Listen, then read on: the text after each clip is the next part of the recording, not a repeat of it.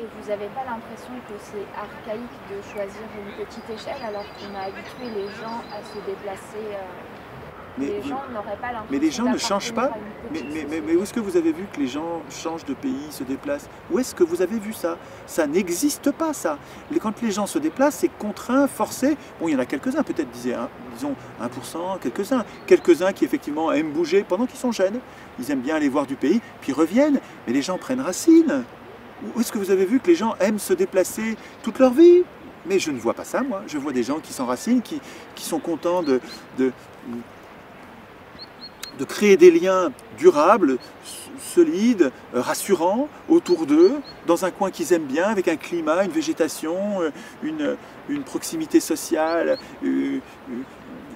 qu'ils aiment bien, qui les rassure. Mais je vois que ça. Les gens ne sont pas nomades. Il y a des nomades, il y a des nomades, grand bien leur face. Mais la plupart des gens ne sont pas nomades. Les gens sont sédentaires. Et c'est pas mal, ça. Et c'est pas archaïque du tout. Enfin, nos maîtres voudraient nous présenter ça comme un archaïsme, mais il ne faut pas marcher. Enfin, c'est très insécurisant de nous nomadiser, de nous précariser. C'est affaiblissant. Ça nous asservit, ça prépare l'asservissement de nous déraciner constamment. Il ne faut pas se laisser faire. Enfin, nous avons besoin de limites, nous avons besoin de frontières, pour être accueillant, j'ai besoin d'avoir des murs, pour ouvrir la porte en disant viens chez moi, tu es chez toi, chez moi. Il faut que j'ai un chez moi. Réfléchissez, si j'ai pas de chez moi, vous rasez les murs pour dire vous êtes tous accueillants. Attends, vous allez nous précariser comme les animaux qui ont peur de tout le temps, qui sont tout le temps sur leur garde. C'est une idée idiote de supprimer les frontières. C'est une idée idiote. Je comprends, je l'ai partagé un moment, j'ai cru ça. Je disais, je suis citoyen du monde. Ce qui serait bien, c'est qu'il n'y ait plus de frontières, qu'on fraternise. Ça ne marche pas comme ça. Pour pouvoir être accueillant, j'ai besoin d'avoir un chez moi. Pour pouvoir t'ouvrir les portes, pour pouvoir t'accueillir chez moi, il me faut un chez moi. Il faut que je me sente bien, il faut que je n'ai pas peur. Il faut que je n'ai pas peur de toi. Pour pas avoir peur de toi et être prêt à t'accueillir, il faut que j'ai un chez moi. Le prédateur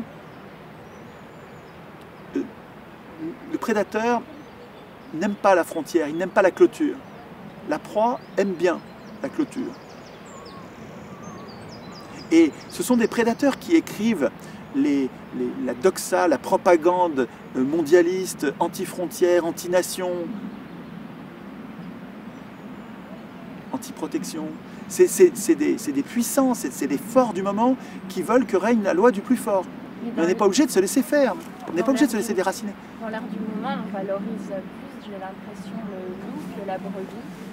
On valorise plus le méchant que le gentil. Le gagneur, gagneur, voilà. Même s'il écrase les autres, absolument. Il est quand même plus... Oui. Et à la télé, on nous rebat les oreilles avec la compétition. Les Jeux Olympiques sont une saloperie de ce point de vue. Une saloperie.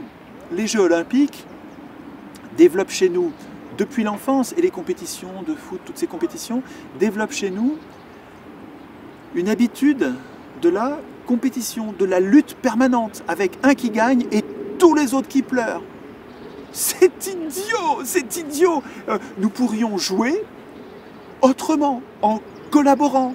Nous pourrions trouver notre plaisir non pas à gagner et à voir les autres pleurer alors qu'on est le seul à rire. On pourrait jouir de la collaboration, de l'entraide. À gagner celui qui a plus aidé les autres. J'ai découvert qu'il y avait des sociétés primitives dans lesquelles le jeu, alors il compte des points, il joue à la balle ou à peu importe le jeu, il joue et il gagne des points.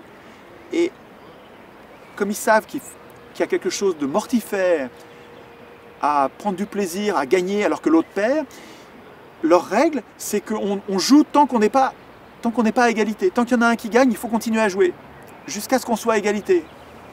C'est rigolo ça, non? Enfin, ça